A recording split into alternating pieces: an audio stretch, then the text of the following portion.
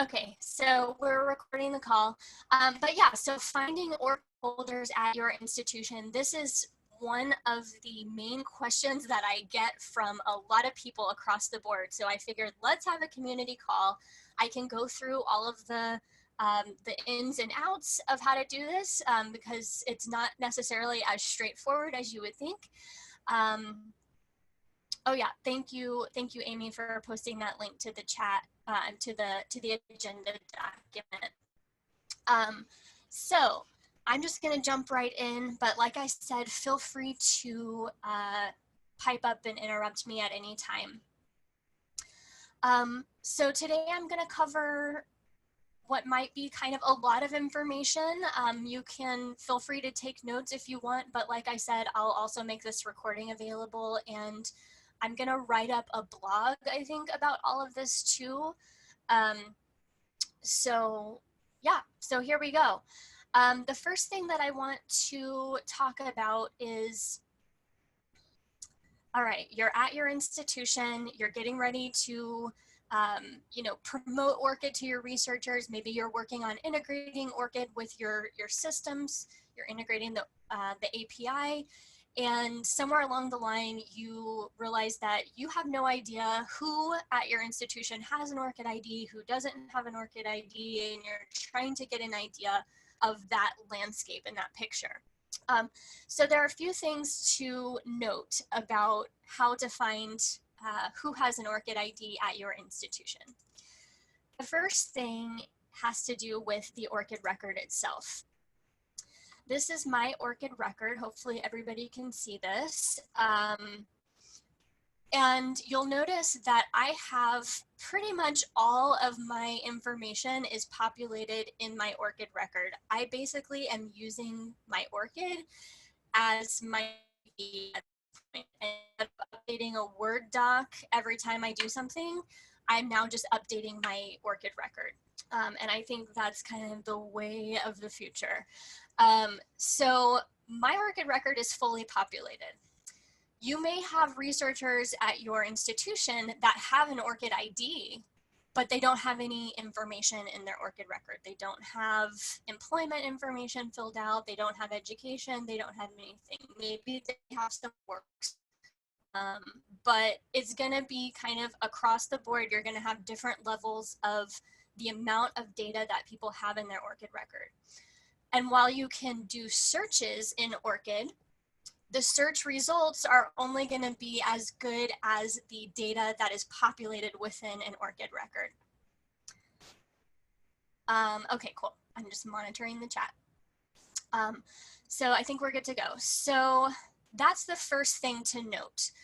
You can do searches in ORCID, but if people don't have data populated in their ORCID record, they're not going to show up in your search results. So that's one thing to note. And that's why it can be really important and really helpful to provide your researchers with some education and help around at least getting some basic data populated into their ORCID record. And this is where API integrations can also come into play, where you as an institution are writing some of this data to your researchers' ORCID records. I will mention that the ORCID organization is currently making plans to have kind of more of a member dashboard where you would be able to log into a graphical user interface and be able to access the ORCID API in different ways through that, maybe do searches and that kind of thing. It's going to be a while. I don't really have a solidified timeline for when that tool will be available. So we have some other tools to fill some needs in the interim, in the meantime, until that more official ORCID tool is ready. One of those is our search tool. So this, you can find the link and I'll paste it into the chat as well, if I can get to the chat sometimes when I'm sharing my screen. Here we go. Doesn't always work. Okay, so this is a search tool that I put an announcement out about. Oh, here we a few weeks ago, I think, maybe last month. I just pasted into the chat the link to it. You might not want to all use it right now because I don't know if that will overload the tool. But this is designed so that you can select your institution from a drop menu. So all of our ORCID members are listed here. You select your institution name and then you click this Get ORCIDs number button. And then you'll notice a bunch of data starts to populate in this interface. What this tool is doing, it is searching the public data in the ORCID registry. So all of the ORCID IDs that have public data, it's searching for the Ringgold ID for that institution. So in ORCID, there are currently 3 organizational identifiers that can appear in an ORCID record. The first one is the Ringgold ID. There's also Grid ID, and then there's FundRef. And Ringgold, I think, is kind of the most popular, but that's what this tool is searching for. So you're only going to get results in this tool where the person's ORCID record has the Ringgold ID for your institution, and that data is public on their ORCID record. Once all of this data loads, which can sometimes take a while, depending on how many results there are, once the data loads, you'll see these buttons appear at the top. So you can either copy the data or download it to a CSV, Excel, PDF, or you can print the data. If we take this and we download it to a CSV, go ahead and open that. You'll notice the data that this tool returns is the person's ORCID ID number, the date that their ORCID ID was last updated, the person's name as it appears on their ORCID record. You'll see all of the data that's in their education section of their ORCID record. You'll see everything that's in their employment section. Any additional IDs that person might have listed on their ORCID record, so like researcher ID or Scopus. If they have a public email address on their ORCID record, that will appear here. And I will tell you that not very many people have that because email addresses are set to private by default. And it won't give you all the works data, but it will give you the number of works that person has listed on their ORCID record. So a few kind of things to note about this. You'll notice that, for example, I did this search on University of Oregon because I went there for school and I used to work there. And so you'll see that for some people, University of Oregon is appearing in their education section. For other people, it's appearing in their employment section. So you'll kind of have to shift through the data to find if you're just looking for faculty or if you're just looking for students or if you're looking for both. And also notice that some of the people that have University of Oregon listed, like this person, they were an assistant professor from 2002 to 2004, so they are not currently there. So that's also something to note, is with this type of search, you're gonna get results back where some of the people are not currently at your institution. Maybe they were there in the past. One thing that can help filter out only the current people, or at least getting close to that, is if the name of the institution is the first thing to appear in the listing, it's more likely that person is still there. So, if you wanted to, you could filter out, all of the people who don't have your institution listed as the first thing. And that would give a better idea of who is currently at your institution. Okay, I am seeing some things in the chat. Okay, good point from Paige. When people enter their affiliation at my institution, there are several slightly different versions of the institution, including one for the university bookstore. How do we effectively gather all of these, especially when we're not sure of the complete list of possible institution names? That's a really great question, and that's where I'm going next. I also see a comment from Ralph about, do we have the code for this available? Yes, we do. In the agenda, you'll notice that there's a GitHub link, and it looks like I deleted the link to the search tool also.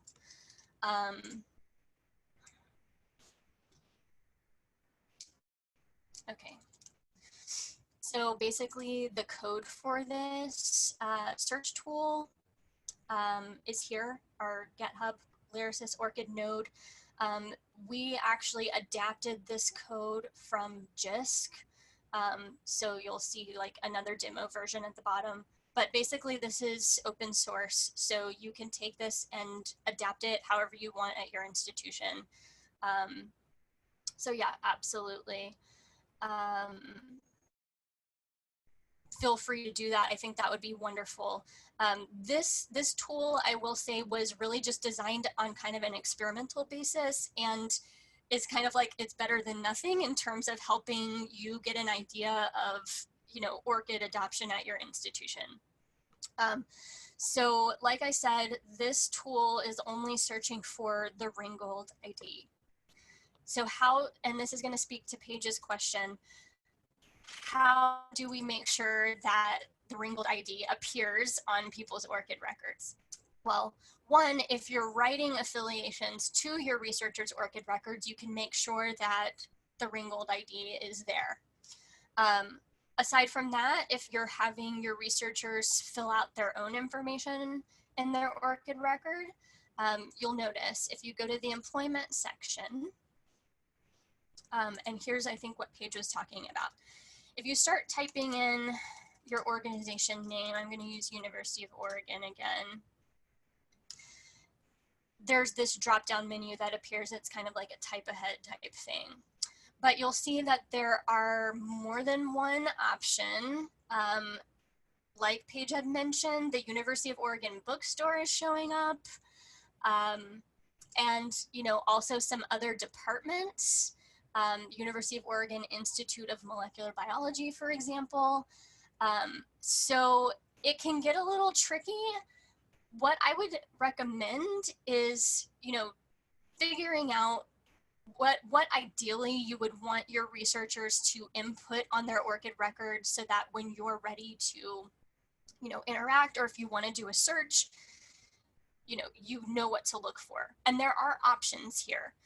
There's no kind of one way to do it. But you'll notice this first listing, I'm going to skip over the Institute of Marine Biology for now. If we just want to say University of Oregon at the kind of overarching level, this first entry right here, you'll notice that it's a little different because it says Eugene, it spells out Oregon, and then it has education in capital letters. As this one, right down below it is Eugene, and then it has the abbreviation for Oregon, and then it says academic. But it's like, how do I know which one to choose, right? Well, let's go ahead and choose the first one just to see what it does. Okay, so I just added that to my ORCID record. And now I'm going to click on this downward facing arrow that will expand that entry. Here's where you can see what organization identifier was added to the record by selecting that one entry in the dropdown. In this case, it's the grid ID, which is, you know, totally fine. It's relevant. You can have a grid ID, but this entry would not show up in our search tool because our search tool is only looking for Ringgold IDs right now.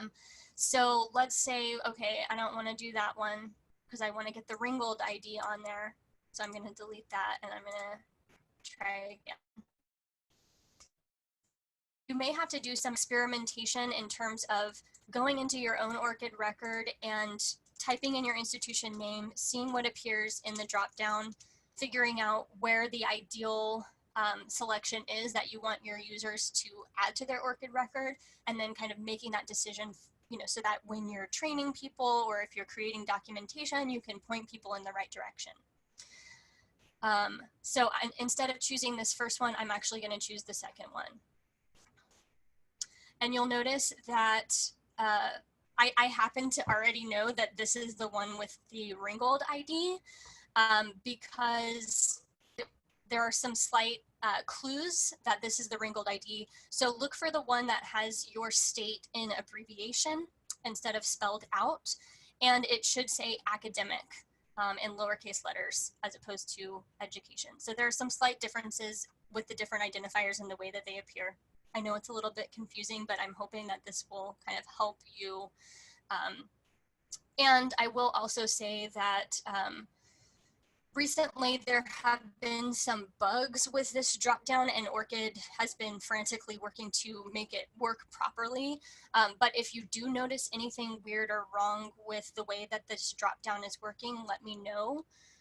Because I think this is a really important function of ORCID in order for searches and things to work properly. So I want to make sure that ORCID is aware of any bugs or anything that's not working correctly. So I'm going to click this one and then add that to the list. Then I click on the little arrow to see all of the details. You'll see that now it's got the Ringgold ID listed there.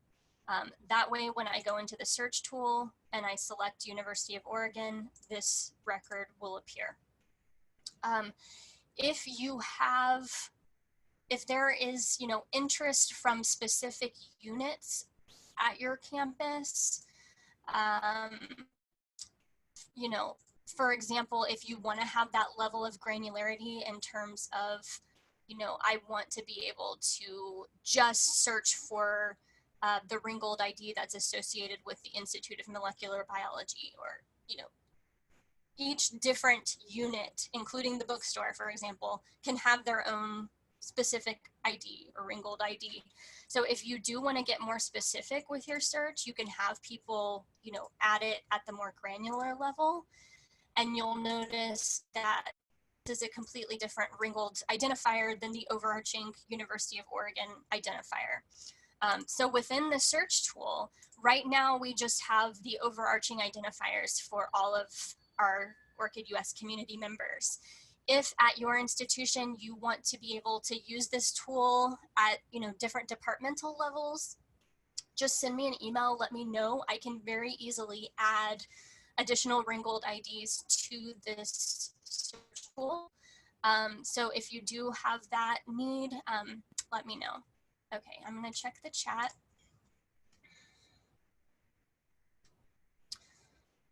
Okay, great. Yeah, there is a new organizational identifier called ROAR. Thanks, Ralph, for linking to that.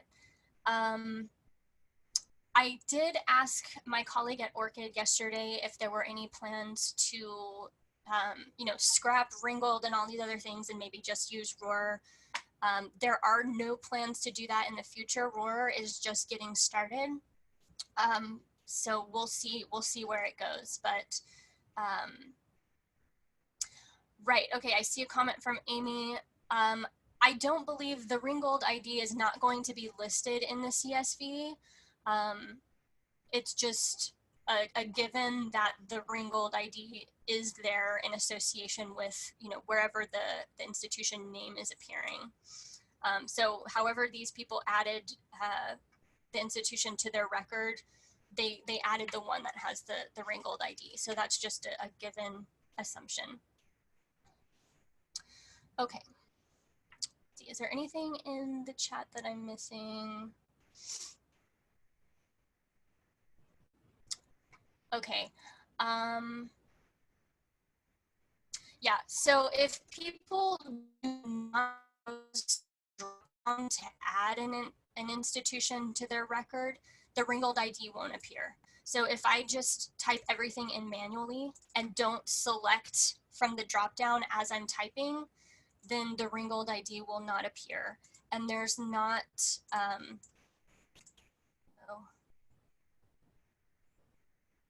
my screen is stuck. It's scaring me. But there's not actually a field. Refresh this. There's not actually a field in the employment or education section where somebody can type in their Ringgold ID. It will literally only appear if it's added from that dropdown.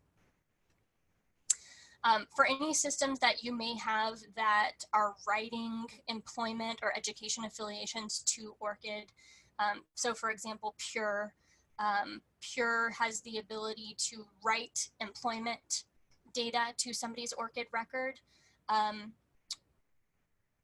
My understanding is that Pure specifically is working on improving that functionality. So that is something that I would ask them. So if you have a vendor system and you want the Ringgold ID to appear, you're going to need to work with your vendor to make sure that they're including that information in the XML or in the JSON that they're using. Okay.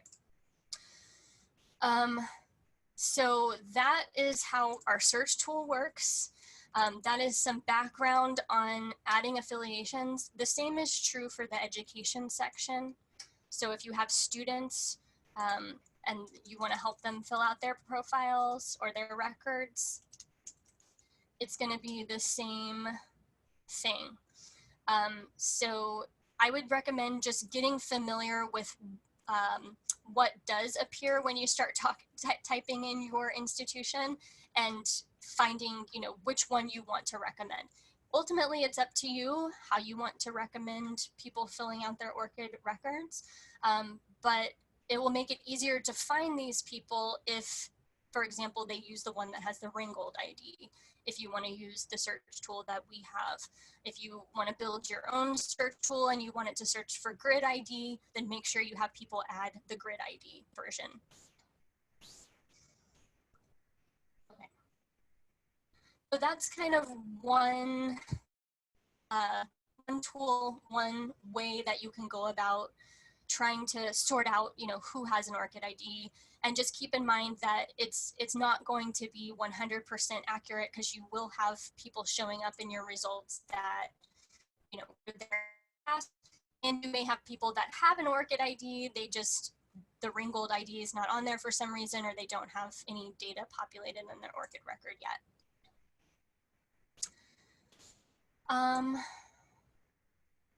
Let's see, Ralph, is there any way both IDs can be merged to a record?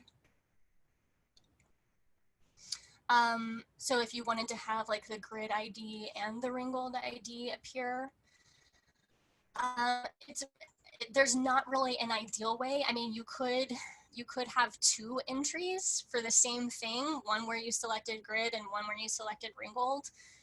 But as far as I know, there's not a way to have both appear in one entry. So unfortunately, that is a challenge. How long ago did the dropdown appear? I don't know. When I first started in May of 2018, I really didn't realize that there was a dropdown. So at first I did enter all of my information just manually. But my understanding is that it has been there for a while. So I don't know the answer to that, but it is possible that you have researchers that have ORCID IDs with data in there, but they just didn't populate it from the dropdown, and so the Ringgold ID won't appear.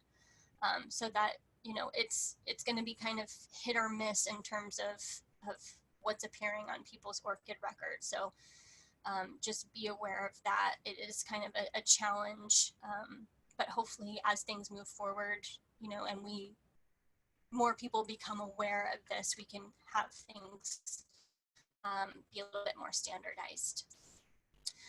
So like I said, feel free to use the code if you want to adapt this at your own institution. You can also, we also have a command line script where the code is also available. And I think I have this linked in the agenda, but just to make sure, I'll put it in the chat as well. Sorry, I keep typing in the wrong spot. Okay.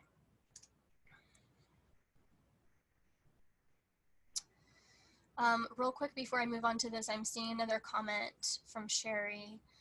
So when I see my report with the number of members, am I only seeing the number of those who chose the affiliation with the Ringgold ID?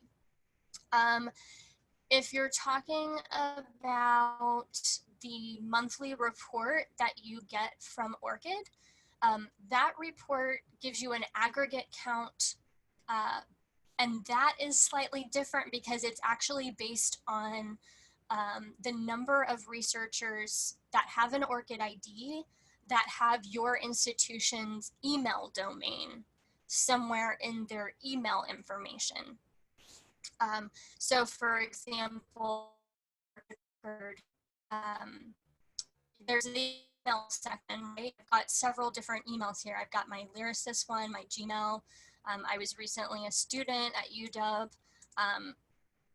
When somebody registers for their ORCID record, they have to enter an email address. The email address that they enter is going to be set to private by default, and this is for privacy standards, GDPR. That's just the way it is. The user has to actually go into their email settings like this and change the visibility of their email addresses if they want that to actually be public. But what ORCID can do is they can give you an aggregate count of the number of those institutional email addresses that have ORCID IDs. But they can't give you a list of those email addresses if they're set to private. So that's something to be aware of. Those monthly reports from ORCID are going to give you the number based on email domains. So that's a kind of a different way of searching. And you can certainly search in the ORCID registry for an email domain, but you're probably not going to get very many results because the majority of those are going to be set to private. I can get back to chat. I can see what people are saying.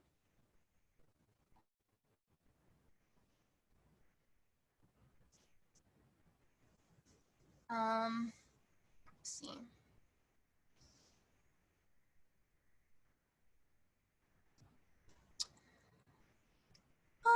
It's taking me a little bit to process some of the comments, but if I do not get to your question on this call, I will definitely reach out to you afterwards via email just to make sure that you're getting answers.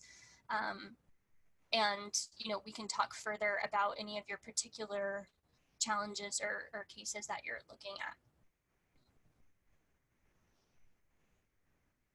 Because I'm seeing some kind of complex questions that may take me a little bit to dig into, but I will definitely get back to everyone who's posting questions in here. Okay. So I think when somebody registers for their ORCID ID, they're only asked for one email address, but they can add additional email addresses, as many as they want. And then whichever one is primary, that's typically going to be the one that they log in with, unless, for example, the primary, like for mine, my primary is gmail.com, but I also have the ability to log in using my institutional credentials as well. So that's basically how that works.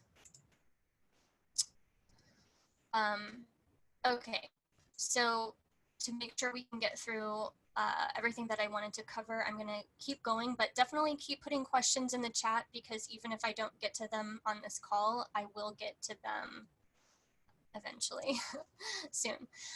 Okay, so we have a command line script that you can also use yourself. I have a PC. I had to do a few additional things because I believe the instructions that are listed on the GitHub page are more geared toward Mac and potentially Linux. But if you can't get this working and you want me to run the script, I can totally run the script for you on your behalf. Just send me an email. What this script is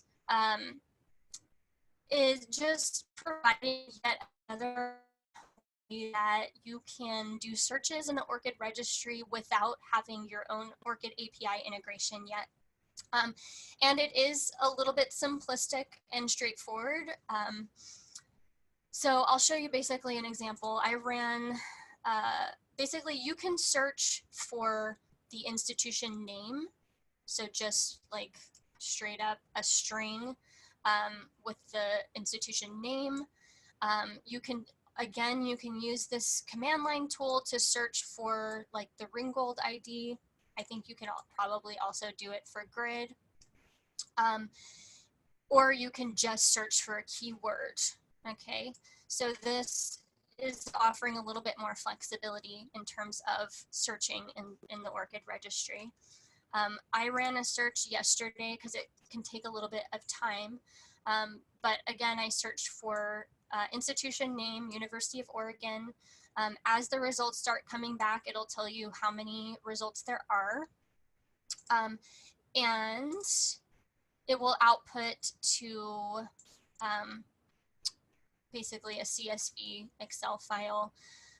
The output from the script is more limited than the search tool that we have available. This is the output from the script. It's literally just going to give you the ORCID ID and then the person's first and last name.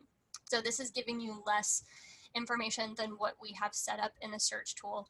But it is another kind of entry point to just start to kind of get an idea of, you know, who has University of Oregon listed in their public ORCID data somewhere.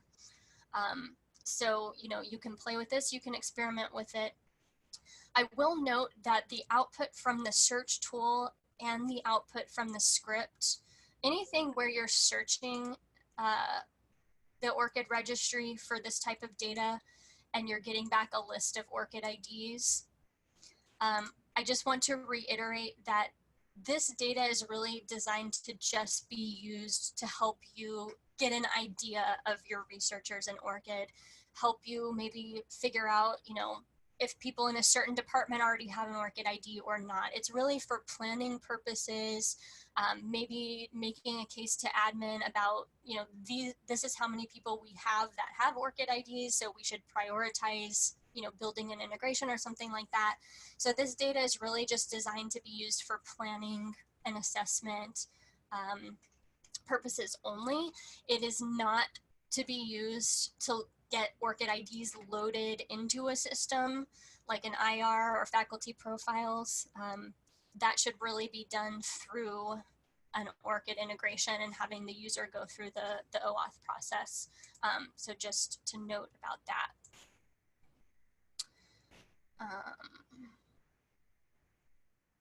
Okay.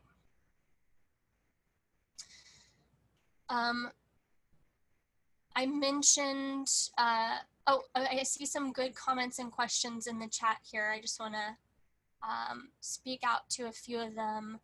One, share the questions answers with all of us. Sherry, that's a great idea. I will do that. I can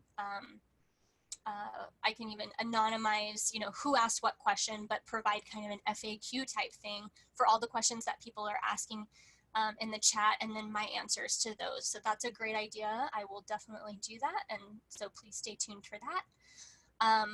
Robin, in terms of how do I get the monthly report, if you are not getting a monthly email from ORCID and you want to get that, send me an email. Here's my email address. Basically, gosh, it keeps not typing where I wanted to type here. Having challenges today. Here's my email address. Send me an email. If you're not getting that report, it's probably because, one, you're potentially not listed as a contact in the ORCID platform that sends out the reports, or somebody else at your institution is getting those reports because they're listed as the main contact, and you might not be the main contact, but really you can get those reports. So if you want to get the monthly report and you're not getting it, send me an email and I'll make sure that you get added to the list.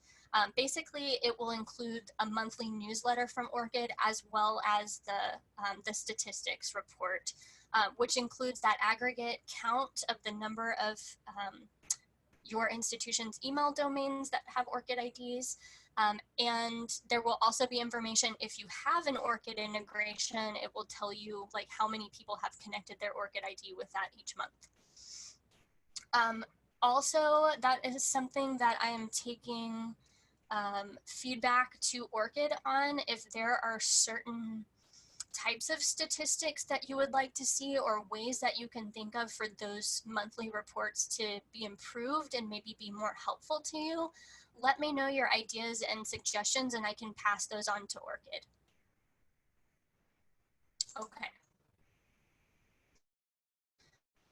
So back to the agenda.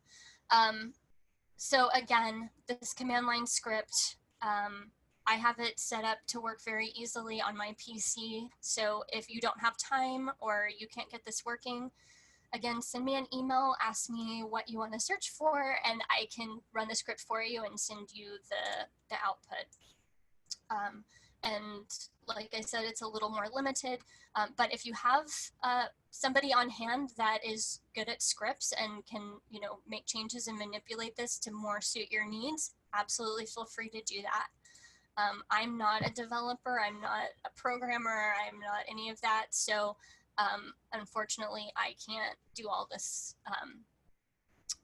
myself, but I would welcome you all to leverage your resources to make changes to this if that would be helpful to you. Let me see where we are in the agenda. Okay. All right, so the next stop in our fun journey today is the documentation that ORCID has available on finding ORCID holders at your institution. That is linked in the chat, not the chat, the agenda, and I will put it into the chat. ORCID's documentation, seriously. Okay, here. All right, so if you want to follow along, you can come with me to this page. Otherwise, you can just look at my screen. All right, so this documentation talks about all the different ways that you can search within ORCID. It talks about searching, but I'm probably not going to very many results. Your researchers' email addresses are set to private. You can name and DOI, and it gives examples of how to do that. Search by affiliation, again, you can do the institution name. This is one that that I do just to kind of see who has that institution name on their ORCID record. And here it's giving more examples. Search by grid ID, so that's how to do that. Search by Ringgold ID, which we have in our search tool and our command line script. If you do any of these searches yourself, you'll notice that you're only getting 100 results initially, so you can adjust that to show more results. So this just explains how all of that works. This little request statistics by email domain at the bottom, this is where if at any point outside of the normal monthly report, you want to get just an aggregate count of how many ORCID IDs have your institution's email domain on them. ORCID can get you that number, and usually this also gets forwarded to me, and then I'll provide you with additional information from our search tools. So you probably need a developer to run these searches. Something there's called Google OAuth Playground that provides an interface to do these types of searches. This is what I typically use, and like I said, I'm not a developer, but for example, in the if you go to Google OAuth Playground and you click on the step 3, you'll see there's a place to type in a request URI. And then if we go back to this finding ORCID holders documentation. And just for example, let's say we want to do a search for an institution name. You can just copy that request URL and paste it into Google OAuth Playground, and then I'm gonna do University of Oregon again. They're just gonna be my demo institution. So if you just get that URL or URI into the field there and hit send the request, what you should get back is a list of ORCID IDs. So how to kind of decipher this. Up here, it'll tell you the number found. So again, that's the full number of ORCID IDs that have that institution name in the public data somewhere. Definitely, you're going to get XML with a list of all of those ORCID IDs, and it will just give you the ORCID IDs. So if you want to then go one step further and, you know, read data from these people's ORCID records, you would then have to do subsequent API calls for each of the individual ORCID IDs. ORCID has tutorials on how to do this. ORCID API tutorials. This is where it really comes in handy to have a developer or somebody who's good with writing scripts to write a script that can then just go and retrieve the data that you want from each of these individual ORCID IDs that are listed. But the tutorials do go into depth on how to read data from an ORCID record. There's another one on searching data using the ORCID API. So there are a number of tutorials based on exactly what you're trying to do, the type of information that you're trying to get.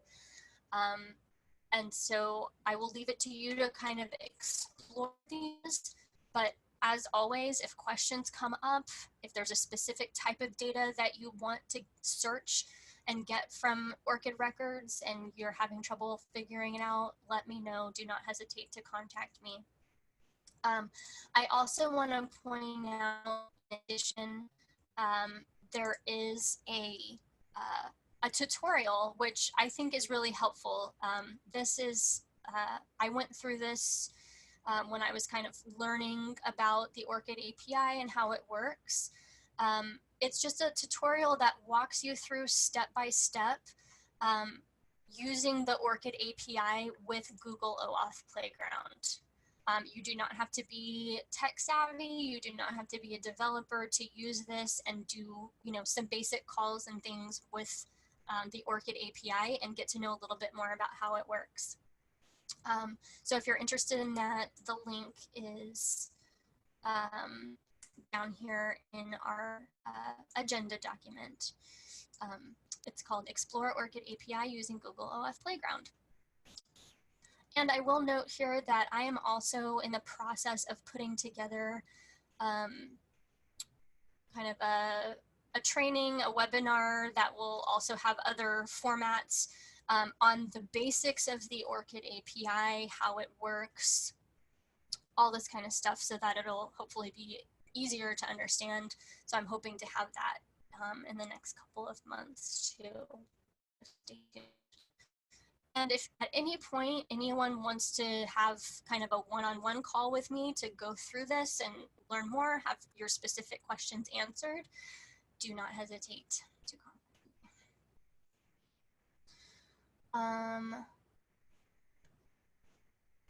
Okay, let me see. All right, all of that said, the most trustworthy way to find out, you know, the ORCID IDs and ORCID information for the current researchers at your institution is to build your own API integration and actually have your researchers connect their ORCID ID with your API integration going through the authentication process that I think many of you have seen. If you haven't seen it, please reach out to me so I can do a demo for you and make sure you understand how this works. For people who are using vendor systems that have an ORCID integration built in to whatever extent, those are going to be a little bit more limited. You might not be able to just run queries through that integration. Those vendor systems are set up to generally have specific functionality available for that specific system. When you go and build your own custom ORCID API integration, whether that's with your central ID management system, as many people are starting to do, an HR system, maybe even your IR, any kind of custom ORCID integration with one of your systems, you're going to have a lot more flexibility on the types of reports you can generate, the type of data that you can search within your users' ORCID records. And so that is kind of the route that I would recommend for really fully leveraging your ORCID IDs, know exactly who your current researchers are and what their ORCID IDs are and what their ORCID data is, and run queries specifically just on that group of your current researchers. That really narrows down some of the noise, some of the extra data that you're getting back through our search tool or through the command line, where it's somebody who, you know, taught at your institution or went to school there years ago. You may not be interested in that person's ORCID record. You really just want who's there currently, so that you can connect with them. So building those custom API integrations with ORCID, that's really the most surefire way to get the information that you're actually looking for, if that makes sense. I do have some links down at the bottom of our agenda doc here. Some resources for that API integration that I was just talking about. I have a one-pager that's on our tech support page, this little orange button. It's literally what it is. It's a one-pager that explains what the ORCID API is and how it works, just kind of at a glance, just as kind of an introduction, and there's some links to additional resources. So I would recommend taking a look at that. And then ORCID has extensive documentation about how to get started with an integration. But what I'm hoping is that our search tool and the command line tool can be helpful for at least getting an idea of this type of information, even if you don't have your own API integration yet. Same thing with the Google OAuth Playground. You can, run some queries and at least get some ideas about what you're working with before you have your own integration in place. All right, I'm seeing a lot of stuff in the chat. Does anybody have any thoughts they want to share? I see a question in the chat about what if the researcher chooses to not allow the institution as a trusted party? Yeah, so if you have an ORCID integration and you have people who are choosing to not connect their ORCID ID with it, you could still potentially connect with the public data in that person's ORCID record, but you wouldn't have their authenticated ORCID ID. So they would kind of be falling, outside of the kind of target population that you're looking for. They wouldn't be registered within your integration.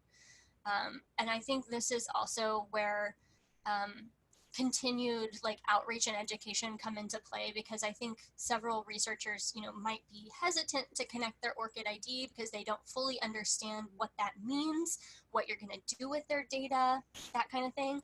They can always set data in their ORCID record to private if they're concerned about certain data, being used or seen by the institution. If it's set to private, absolutely no one other than that person can see it.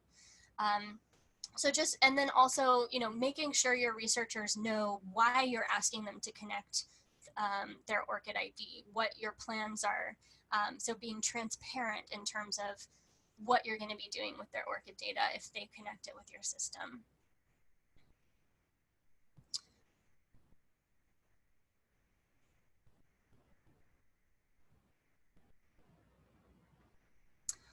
Any other thoughts or questions?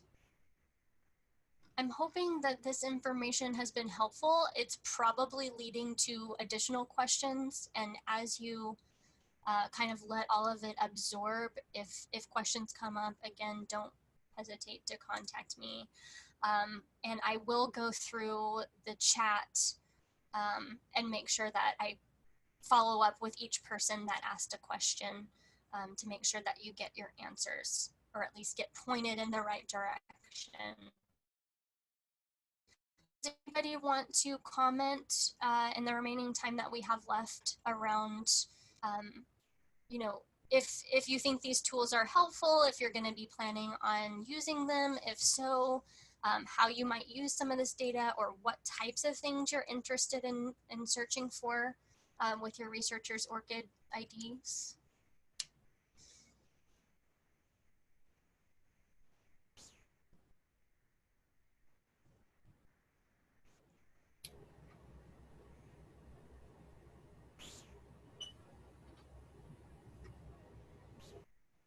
Anyone, feel free to speak up.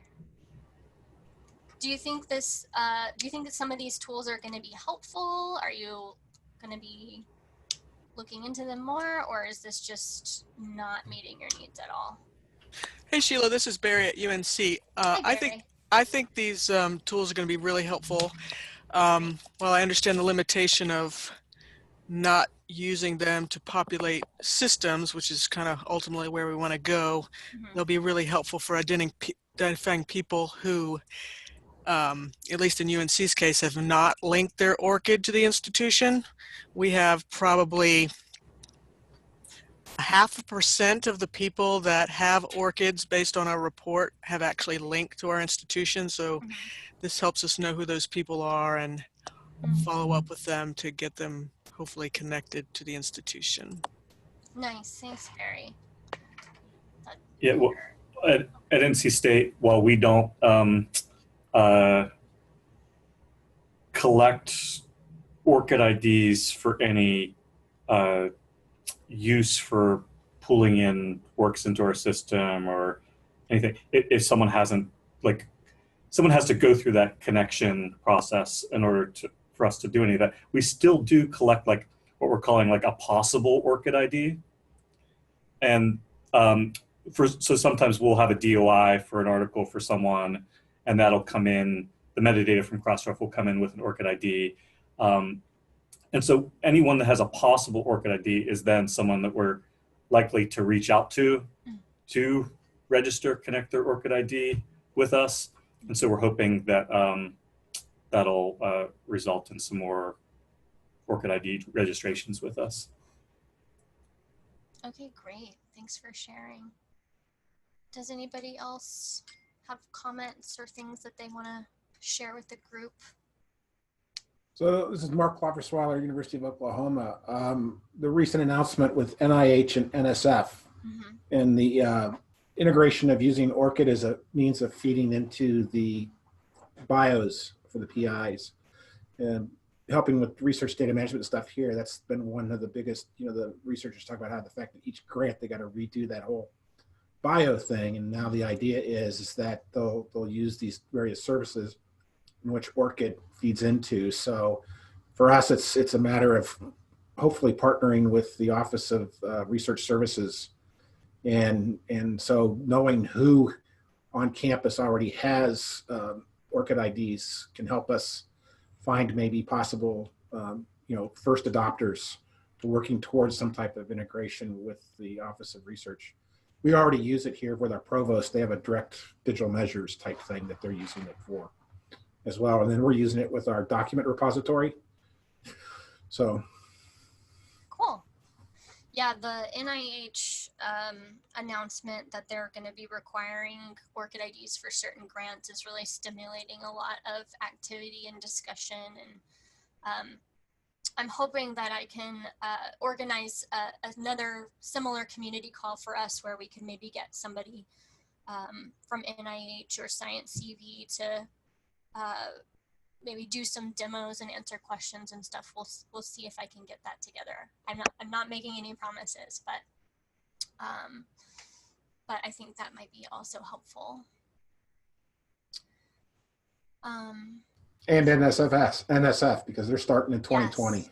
Okay, yeah, that's right. NIH and NSF. Just making a note to myself. Anything else people want to share? We only have a few minutes and then I have to jump off. But I will be getting back to everyone who sent me messages in the chat. Paige, that's a good point at the bottom there. Trying to find associations between different individuals. That's a really good question. And that's something that maybe we could start up a thread in our discussion forum, because it looks like there are others who are interested in that as well. So this is really great. Thank you everybody for taking the time to attend. I really hope that this was helpful. I will be sending out this recording. I will be also kind of trying to write this information up into some documentation that'll be useful for you. And I'll be getting back to everyone regarding your questions and comments in the chat, and then sharing those with the whole community. So stay tuned. And thanks again. And I hope everybody has a great rest of your day and end of October and weekend. And don't hesitate to contact me for any of your ORCID needs. I'm going to go ahead and stop the recording at this point.